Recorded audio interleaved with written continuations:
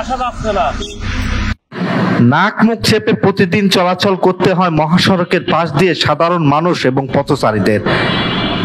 এটি অবস্থিত Kushtia Kumarkhali fire service এলাকা দুর্গাপুরে। পৌরসভার বজ্র এখানে ফেলার কারণেই এমন দুর্গন্ধ এবং অতিষ্ঠ দুর্গন্ধে সাধারণ মানুষের চলাচলে চরম বিঘ্ন ঘটছে। 1869 সালে নির্মিত কুমারখালী পৌরসভা এই কোনো নিজস্ব বজ্র ব্যবস্থাগার। এখানে এনে ফেলা হয় পৌরসভার সকল বজ্র, যার কারণে অতিষ্ঠ সাধারণ মানুষ।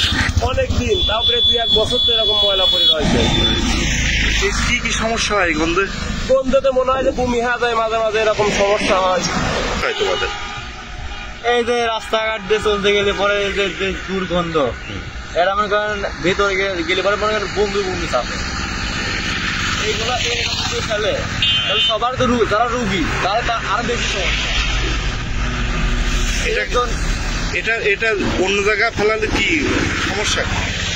ফেলালে পরে যে ফাঁকা ফিল্ডি মাঠ সেসব জায়গায় ফেলালে পরে রাস্তাঘাটে যারা চলাফেরা করে তাদের জন্য ভালো। এটা ফেলাই কারা? ফেলাই আসছে এই যে যারা নোংরা টানাটানি করে এনারাই ফেলে। তোমাদের সমস্যা হয় না যাওয়ার সময়? সমস্যা তো হয়, এই গন্ধটা মনে করেন নাকে লাগলে পরে মনে করেন অন্যরকম একটা হয়, ভাব আসি যায়, বমি টমি আসে। হ্যাঁ অবশ্যই বমি টমিতে কতগুলো আছে বমি টমি করে ফেলা যায় যে গন্ধটা। ঠিক।